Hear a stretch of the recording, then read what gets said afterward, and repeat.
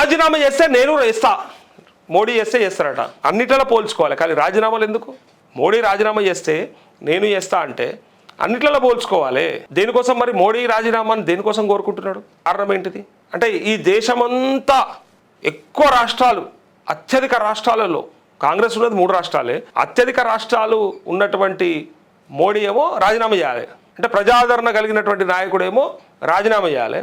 బణబూతులు తిడుతున్నటువంటి రేవంత్ రెడ్డి ఆయన చేస్తే నేను చేస్తా అని చెప్పాలి, అడ్డం పెట్టాలి. విన్నారా? ఇగో రుణాలు సైతం రాకుండా కుట్రలు, కేటీఆర్ ప్లాను, కేంద్ర మంత్రి యాక్షన్, మీడియా సమావేశంలో సీఎం రేవంత్. మరి ఏమనుకున్నావే తాత అని ప్రజలు అంటారు. ఏమనుకున్నావు తాత? మరి అప్పుడు మాట్లాడినంత అల్కగా అనుకున్నావు? నెత్తా కత్తా అప్పుడు ఏముండే మనది? అప్పుడు మాట్లాడినంత సింపులా?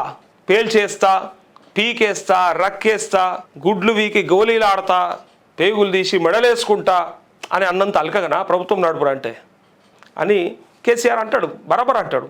అప్పుడు నీకేమున్నదని బాధ్యత? ఏమన్నా మాట్లాడను, ఎట్లన్నా మాట్లాడను, ఇచ్చేదేమో ఇష్టం ఉన్నంత ఇస్తా అని చెప్పినావు, ఆపాలనుకున్నది మొత్తం తెగ నరుకుతా అని చెప్పినావు, వద్దనుకున్న దాన్ని నీకెందుకు నేను కథం పడతా అని చెప్పినావు. ఎక్కడికి వెళ్ళి అప్పుడు గడ్డకు పడనీకి 100 మాటలు చెప్పినావు. ఇవాళ నొప్పి అవుతుంది, ఇవాళ ఇబ్బంది అవుతుంది ఉంటుంది. మరి ఇలా కాంగ్రెస్ ప్రభుత్వం అన్నాక, ఆడ బీజేపీ ప్రభుత్వం అన్నాక, సరే మాలాంటి జర్నలిస్టులు బరాబర్ అడుగుతారు, మీలాంటి వాళ్ళు కూడా అడగాల్సిందే. కానీ ఇబ్బందులు ఉండయా? చెప్పలేడా? మోడీ డైరెక్ట్ చెప్పిండు కదా, ఆయన కూడా బ్లాక్మెయిల్ చేస్తాడు కదా, నాతో కలిసిరా, నీకు ఎక్కువ నిధులు వస్తాయి, నువ్వు అనుకున్న స్థాయికి అనుకున్న ప్లేస్కి రీచ్ అవుతావని డైరెక్ట్గా ఓపెన్గా ఆఫర్ ఇచ్చిండు కదా. సో దీన్ని బట్టి అర్థం చేసుకోవాలి. అన్నంత అలక కాదు, చెప్పినంత ఈజీ కాదు చేసుడు అంటే. ఉట్టిగానే మాటలు మస్తుగా చెప్తాం, టైం మీదకి వచ్చినాక తెలుస్తుంది. బాధ్యత లేనప్పుడు అప్పుడు తాడువా బొంగరమా మనది ఏమున్నది? మన దగ్గర ఏది లేదు. కాబట్టి ఏమన్నా చెప్పేసినాం, ఈరోజు నొప్పి అవుతుంది. ఇటు ప్రతిపక్షాలు, అటు పైన కేంద్ర ప్రభుత్వం, ఇటు పక్క నీ స్వపక్షం, నీ దాంట్లో ఉన్నటువంటి వ్యతిరేకత, దీంతో పాటు ప్రజల్లో ఉన్న అసంతృప్తి. ఇక చూసుకో, ఇక ఈ ఆటల మధ్యలో గమ్మతుంటుంది ఆట. అల్కగా ఎక్కిన రాయిగా అయిపోయింది రాయిగా నేను ఏమైనా చేసుకోవచ్చు అనుకున్నారు. అది ప్రజాస్వామ్య దేశం ఇది.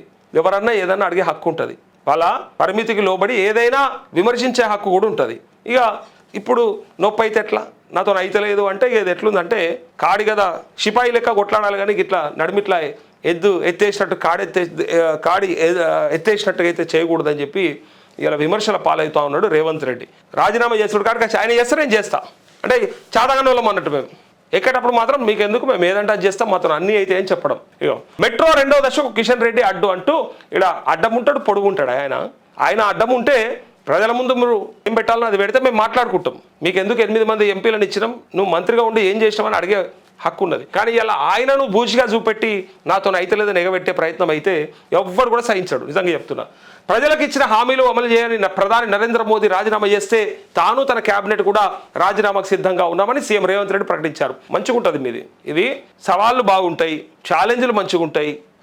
చెప్పినే చేయలేదేమాయా పెద్ద మనిషి అని అడిగితే చెప్పని మస్తుగా చేసినామని చెప్తారు. విన్నారా ఎన్నడన్నా మీరు? గమ్మతుంటుంది. ఎందుకంటే చెప్పినే ఎప్పుడు చేయరు, చెప్పినే చేస్తే అందులో బాకీ ఉన్నాయి అడుగుతారు కదా. అదే చెప్పని కొన్ని చేస్తే చూసిరా మేము చెప్పనియే చేసి చూపించినాం, ఇవెంతసేపు ఇవి కూడా చేసేస్తామని చెప్పి ప్రజలను ఆగం చేస్తారు. కావాలంటే మీరు గమనించండి, గతంలో ఎన్ని ప్రభుత్వాలు వచ్చినా, ఎన్ని హామీలు ఇచ్చినా వాళ్ళు చెప్పేది గవే. చెప్పేటప్పుడు ఏమో అన్నీ చేస్తామని చెప్పి, కానీ వచ్చిన తర్వాత అవి మాత్రం పెండింగ్ పెట్టి కొత్తవి చేసి అవతలని పిచ్చోని చేస్తాడు. అంతే. ఏమనంటే చెప్పని కూడా చేసినాం కదా, చెప్పని చాలా చేసినాం, డెఫినెట్గా ఇవి కూడా చేస్తామని చెప్తారు. తన కేబినెట్ కూడా రాజీనామా సిద్ధంగా ఉన్నామని సీఎం రేవంత్ రెడ్డి ప్రకటించారు. కేంద్రంలోని బీజేపీది వికలాంగ ప్రభుత్వం అని తమకు కావాల్సినంత మెజారిటీ ఉందని పేర్కొన్నారు. మరి ఇదే మాట మోడీ ఇక్కడికి హైదరాబాద్ వచ్చినప్పుడు, మోడీ సభలో పాల్గొన్నప్పుడు చెప్పొచ్చు కదా, ఆ ధైర్యం ఉండాలి కదా. ప్రెస్ మీట్ పెట్టి చెప్పడం కాదు కదా.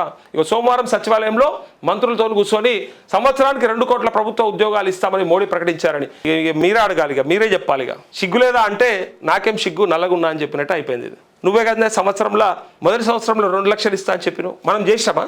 మనం చేసి అడగాలి. ఓళ్ళన్నా ప్రశ్నించే ముందు మనము క్వశ్చన్ చేసి అడగాలి. నేను కూడా చెప్పిన, ఇగో బరాబర్ సంవత్సరంలో 2 లక్షల ఉద్యోగాలు నింపినా, కావాలంటే చూడండి ప్రభుత్వ ఉద్యోగాలు అని చెప్పాలి. నువ్వు 53-54 వేల ఉద్యోగాలు కూడా నింపలేకపోయినావు, ఇంకా 1,50,000 పెండింగ్ ఉన్నాయి. మోడీని పట్టుకొని 2 కోట్ల ఉద్యోగాలు ఏమని అడుగుతా ఉన్నాడు అంటే నేను నోడు అడగలేకనా?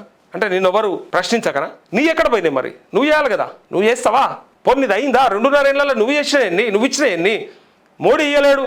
ఎస్, దేశ ప్రజలను మోసం చేసిండు, ముంచిండు. బరాబర్ మాట్లాడదాం, బరాబర్ అడుగుదాం. ఎవడు చెప్పాలి? నీతులు పాటించేటోడు చెప్పాలి. ట్రెండ్ అయిపోయింది అది. పాటించేటోడు ఎవడు చెప్తలేడు. ఆయన పాటించుకుంటూ ఆయన మానాన్ని ఆయన వెళ్ళిపోతుండు. ఎవడైతే పాటించడో, ఎవడైతే ఆ విలువల కట్టుబడి ఉండడో వాడే వాటి గురించి ఎక్కువ మాట్లాడతాడు. వాడే మన దగ్గర లేనిది కాబట్టే వాడు ఎక్కువ మాట్లాడతాడు, సృష్టిలు కూడా నమ్మేటట్టు చెప్తాడు. ఇలా తను ఇయ్యకుండా మోడీని అడుగుతున్నారు 2 కోట్లు. నీ 2 లక్షలు ఏమాయ కొడుక, నీ 2 లక్షలు ఏమాయ తాత అని ఇలా ప్రజలు అడుగుతున్నారు. మరి వాళ్ళకేం సమాధానం చెప్తావు? సంవత్సరానికి 2 కోట్ల ప్రభుత్వ ఉద్యోగాలు ఇస్తామని మోడీ ప్రకటించారని ఇప్పటివరకు 24 కోట్ల ఉద్యోగాలు ఇవ్వాల్సిందని విమర్శించారు. స్విస్ బ్యాంక్లో ఉన్న బ్లాక్ మనీ తీసుకొచ్చి నిరుపేదల బ్యాంక్ అకౌంట్లో ఒక్కొక్కరికి 15 లక్షలు వేస్తామని చెప్పారని గుర్తు చేశారు.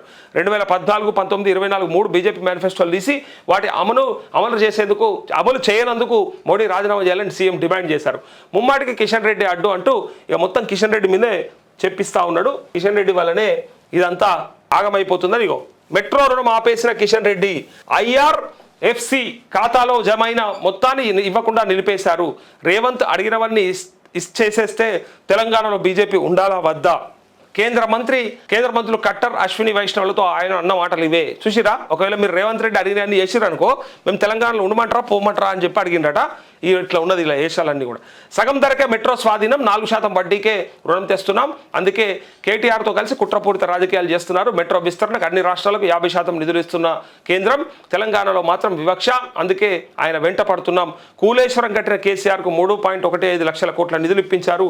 కిషన్ రెడ్డి నిధులు విడుదల చేస్తారా లేదా, ఎన్ఓసి ఇప్పిస్తారా? మీడియా సమావేశంలో ముఖ్యమంత్రి రేవంత్ రెడ్డి నిలదీత అంటూ ఇక్కడ ఆ మాట ఆయన అంటే ఈయనేమో నేనెందుకు అడ్డుకుంటా, మెట్రో 2వ దశ ఏదైతే ఉందో దానికి నిధులు ఇచ్చేందుకు కేంద్రం ఇగో తయారున్నదని చెప్పి అంటా ఉన్నారు. ఆయన ఎవరిని కలిసినా రేవంత్ బాధపడుతున్నారు. ఆయన ఎవరితో కలిసినా రేవంత్కు బాధ అవుతుంది, భయం అవుతుందని చెప్పి ఇక్కడ ఈ వార్త. ఇగో 50% నిధులు ఇచ్చేందుకు కేంద్రం సిద్ధం ఉన్నదట మెట్రో 2వ దశకు కూడా. కానీ ఈయన చెప్పేది మొత్తం కిషన్ రెడ్డి అడ్డం ఉన్నాడని చెప్తున్నాడు. ఆయన ఎవరైనా కలిస్తే కూడా ఈయనకు భయం అవుతుందట రేవంత్ రెడ్డికి. అంటే రాష్ట్రానికి ఇవ్వాల్సిన పని లేదు, ఎందుకంటే మొత్తం రేవంత్ రెడ్డి అడిగినని కనుక మీరు ఇస్తే మళ్ళీ నన్ను ఓడు పట్టించుకోడు, అక్కడ మేము ఉండమంటారా పొమ్మంటారా అని చెప్పి మరి తెలంగాణలో ఉండలేని పరిస్థితి వస్తుందని ఈయన అన్నాడని ఆయన అంటా ఉన్నాడు. మెట్రో స్వాధీనం కూడా వీళ్ళు మాట్లాడేది 30,000 కోట్ల మెట్రోని మేము 15,000 కోట్లకే స్వాధీనం చేసుకున్నాం అని అదేదో రికార్డు లాగా, అదేదో గొప్ప విషయం లాగా, ఇంకా దాన్ని మించింది లేదన్నట్టుగా రేవంత్ రెడ్డి చెప్పుకునే దాన్ని బట్టి చూస్తుంటే సరే అది ఏ పరిస్థితులలో వాళ్ళు వదిలేసుకొని పోయినరు, మరి అది లాభాల్లో ఉంటే నీకు ఇచ్చిపోయినరా, లేకపోతే ఇది వైట్ ఎలిఫెంట్ లాగా అవుతుంది రేపు పొద్దుగాల అనవసరమైన వ్యయభారం అవుతుంది అని చెప్పి ఎక్కువ వ్యయ ప్రయాసాలు అయితే అని చెప్పి వదిలేసిపోయినరా అనేది మనం గతంలో చాలాసార్లు చర్చ చేసినాం. ఎలాంటి ఎందుకు వదులుకున్నది, ఆ సమస్య ఏంటి, ఎంత నష్టాల బాటన పడితే వాళ్ళు దీన్ని వదిలించుకోవడానికి ప్రయత్నం చేసిర్రు, అందులో ఇటు రాష్ట్ర ప్రభుత్వానికి సగం ధరకే అమ్మేసిపోయినరు ఇచ్చేసిపోయినరు అంటే అది నీ గొప్పతనం కాదు, అది అవసరం లేనోని ఏదో త్యజించే గుణం అంటారు దాన్ని, అవసరం లేనోని త్యజించే గుణం. వాళ్ళకేంది అవసరం లేదనుకున్నారు, ఇంతకంటే ఎక్కువైతే అనవసరమైన నష్టాల బాట అనుకున్నారు, ఇంకా వదిలేసుకోవడమే కరెక్ట్ అనుకొని సగంకి సగం ధర తగ్గించిస్తే మేము కష్టపడి బేరమాడి తెచ్చినాం అన్నట్టుగా ఈయన చెప్తా ఉన్నాడు రేవంత్ రెడ్డి. చూడండి, సగం ధరకే మెట్రోను స్వాధీనం చేసుకున్నామని చెప్పి గొప్ప చెప్పిగో 13,600 కోట్లను తెలంగాణ ప్రభుత్వానికి ఇవ్వకుండా నిలిపేయించారని కిషన్ రెడ్డి అంటా ఉండు. ఆయనేమో నేనెందుకు అడ్డుకుంటా, నాకేం అవసరమని ఆయన చెప్తున్నాడు. ఇద్దరు కలిసి ఏం చేశారంటే రాష్ట్రానికి అన్యాయం చేస్తున్నారు అంతే, గొప్పేం లేదు. ఇద్దరు కలిసి చేసేది రాష్ట్రానికి నష్టం జరిగే పనే చేస్తున్నారు.